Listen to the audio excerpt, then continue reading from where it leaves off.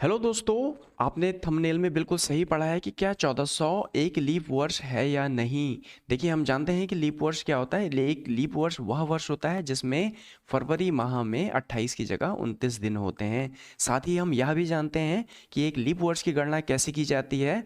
Leap वर्ष की गणना उस वर्ष में 4 से भाग देकर की जाती है। अगर 4 से उस वर्ष में पूरा पूरा भाग चला जाता है तो वह एक लीप वर्ष होता है, अन्यथा नहीं होता। परंतु हम यहाँ देख रहे हैं कि 1400 में भी 4 से पूरा पूरा भाग चला जाता है। परंतु प्रश्न वही है कि क्या 1400 एक लीप वर्ष है या नहीं।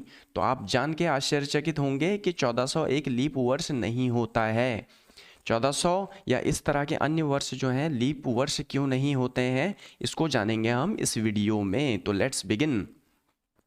वेलकम अगेन दोस्तों, welcome to your own channel tattoo think exam thinkers.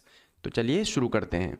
Leap वर्ष की गणना कैसे की जाती है। हम जानते हैं कि जो वर्ष होते हैं वह दो तरीके के वर्ष होते हैं। एक होता है साधारण वर्ष जिसमें 365 दिन होते हैं आपके, और दूसरा होता है लीप वर्ष जिसमें 366 दिन होते हैं, जिसमें एक दिन क्या होता है, अतिरिक्त होता है। तो चलिए इसको देखते हैं आगे। साधारण वर्ष में 365 दिन होते हैं, हम जानते हैं इस चीज़ को। और साथ में क्या होता है, एक सौर वर्ष में 365.2422 दिन होते हैं। अब देखिए, एक सौर वर्ष क्या होता है। एक सौर वर्ष वह समय होता है जिस समय में पृथ्वी सूर्य का ठीक एक चक्कर लगा लेती है। तो अगर हम इसकी समय में गणना करें तो यह होता है 365 दिन, 5 घंटे 48 मिनट और अब 47.5 सेकंड। तो इतना ठीक समय लगता है पृथ्वी को सूर्य का चक्कर लगाने में। तो इस समय को अगर हम 5 घंटे 48 मिनट 47.5 सेकंड को अगर हम दिन में बदल दें तो वह क्या आता है आपका, वह आता है 0.2422 दिन में आता है। तो एक सौर वर्ष जो है साधारण वर्ष से कितना अधिक होता है, 0.2422 दिन ज़्यादा होता है। तो यह वृद्धि जो है 400 वर्षों में कितनी 4 वर्षों में कितनी हो जाती है। 4 वर्षों में यह वृद्धि जो है 0.9688 दिन की हो जाती है। 0.2422 को हम 4 से गुणा कर देंगे तो इतनी वृद्धि हो जाएगी। अब हम देख रहे हैं कि एक लीप वर्ष में कितने दिन होते हैं, 366 दिन होते हैं, जो कि प्रत्येक 4 वर्ष के बाद आता है। तो लीप वर्ष में कितना, एक दिन आपका एक्स्ट्रा हो गया, एक दिन बढ़ गया साधारण वर्ष से। तो 4 वर्षों में बढ़ने वाला दिन कितना हो गया, इतना बढ़ गया, 0.9688 दिन इतना बढ़ता है। तो वास्तव में होता क्या है कि अतः प्रत्येक 4 वर्षों में एक लीप वर्ष में नई अशुद्धि जो है वो कितनी आ जाती है। तो देखिए, एक दिन जो हमने क्या किया है, 365 की बजाय हमने क्या ले लिया है, 366 दिन ले लिए हैं, और अर्थात हमने एक दिन बढ़ा दिया है। परंतु वास्तव में जो समय बढ़ता है वो कितना बढ़ता है, 0.9688 दिन का बढ़ता है। तो यहाँ पर इसका मतलब है कि जो हम एक दिन बढ़ा रहे हैं हर 4 वर्ष में एक लीप वर्ष में, तो 0.0312 दिन की अशुद्धि हर लीप वर्ष में जुड़ती जाती है। तो 100 लीप वर्षों में, 100 लीप वर्ष का मतलब है कि 400 वर्षों में, 400 वर्षों में यह अशुद्धि जो है 100 वर्ष से 100 लीप ईयर से हम क्या कर दें, इस अशुद्धि को गुणा कर दें तो 3.12 दिन जो है हमारे 400 वर्ष में कैलेंडर में 3.12 दिन बढ़ जाते हैं।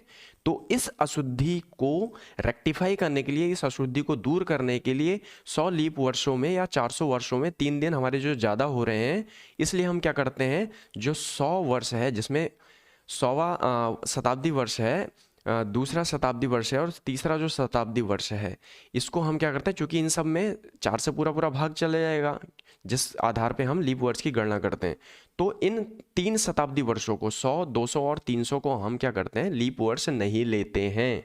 तो लीप वर्ष अगर हम शताब्दी वर्षों की बात करें तो केवल 400 और 400 के गुणज वाले शताब्दी वर्ष ही लीप वर्ष होते हैं। तो इसी कारण से जो है हमारा 1400 जो है, जिसमें 4 से पूरा पूरा भाग चला जा रहा था, एक लीप वर्ष नहीं था, क्योंकि इसमें 400 से पूरा पूरा भाग नहीं जाता है।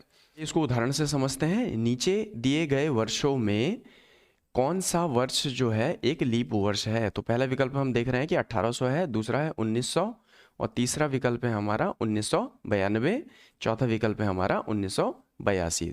तो इसमें हम देखते हैं कि हम देख रहे हैं कि जो 1800 है आपका पहला विकल्प है, यह क्या है, एक शताब्दी वर्ष है, और दूसरा 1900 है, वह क्या है, यह भी एक शताब्दी वर्ष है। तो हम देखते हैं कि 1800 में 400 से पूरा पूरा भाग नहीं जाता है। तो 400 से अगर हम यहाँ भाग करें तो ये क्या होगा, शून्य। देखिए हमें गणना इसकी कर ले रहे हैं हम, तो हम 4 से अगर भाग देते हैं तो यह आता है आपका 4 सही 2/4, या फिर थोड़ा सा और इसे सिंप्लीफाई कर लेंगे तो 4 सही 1/2, अर्थात 4.5 यह आएगा। तो हम देख रहे हैं कि यहाँ पूरा पूरा भाग नहीं जा रहा है 1800 में 400 से, तो यह एक लीप वर्ष नहीं है।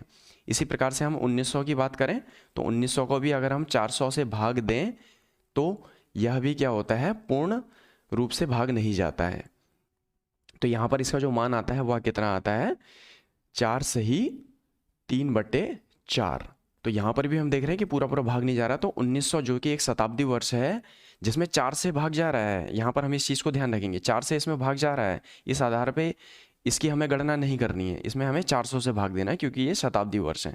तो इस आधार पे 400 से चूंकि इसमें पूरा भाग नहीं जा रहा तो यह एक शताब्दी लीप ईयर नहीं माना जाएगा। अब 1992 की बात करें तो 1992 में अगर हम 4 से भाग देते हैं तो देखिए इसमें पूरा पूरा भाग चला जाता है। 4 से मैं भाग दे रहा हूँ,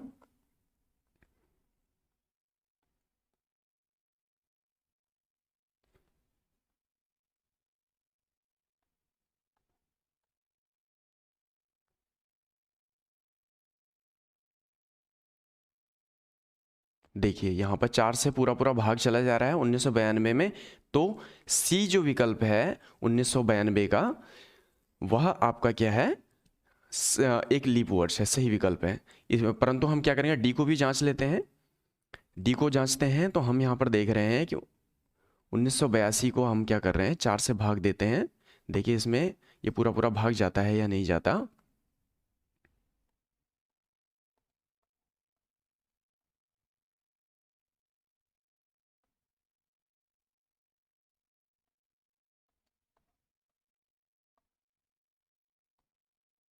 देखिए हम यहाँ पर देख रहे हैं कि यहाँ पर भाग देने पर 2 शेष बच रहा है।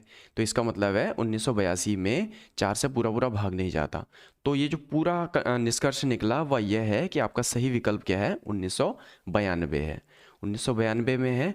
1800 आपका एक लीप वर्ष नहीं है क्योंकि इसमें ये शताब्दी वर्ष है, तो इसमें 400 से भाग नहीं जा रहा है। उसी प्रकार से 1901 क्या है, एक शताब्दी वर्ष है, तो इसमें 400 से हम भाग दिया हमने, तो यह भी पूरा पूरा भाग नहीं जा रहा था।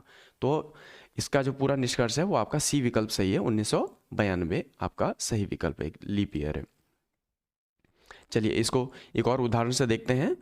नीचे दिए गए वर्षों में से कौन सा वर्ष लीप वर्ष नहीं है। तो यहाँ पर हमने गणना करनी है कि लीप वर्ष नहीं है। तो यहाँ पर हम देखेंगे 1982 को अगर हम भाग देते हैं 4 से, तो इसमें जो है पूरा पूरा भाग चला जाएगा। इस प्रकार से अगर हम देखें कि 2004 में, तो 2004 में भी जो है हम भाग देंगे तो यह भी क्या है, 4 से पूरा पूरा भाग चला जाएगा, तो यह भी एक लीप वर्ष है। और 1400 में हम, चूंकि एक शताब्दी वर्ष है, देखिए तो इसमें हम 400 से भाग देंगे, और हम पहले ही देख चुके हैं कि 1400 में 400 से भाग नहीं जाता, तो यह एक लीप वर्ष नहीं होगा। देखिए यहाँ पर फिर से मैं इस चीज़ को दोहरा रहा हूँ, यहाँ पर हमने 4 से भाग नहीं देना है, चूंकि एक लीप वर्ष है, तो इसमें हमने क्या करना है, ये शताब्दी वर्ष है, तो इसमें 400 से भाग देना है। तो 400 से भाग इसमें नहीं जाता है, तो यह क्या है, आपका एक लीप वर्ष नहीं है। यहाँ पर हम 1200 को देख रहे हैं, यह एक शताब्दी वर्ष है, परंतु इसमें 400 से भाग चला जाता है पूरा पूरा, तो यह एक लीप वर्ष है। तो इस आधार पे हम देख रहे हैं कि का हमारा लीप वर्ष है, खा हमारा लीप वर्ष है, और गा जो है वह भी हमारा एक लीप वर्ष है।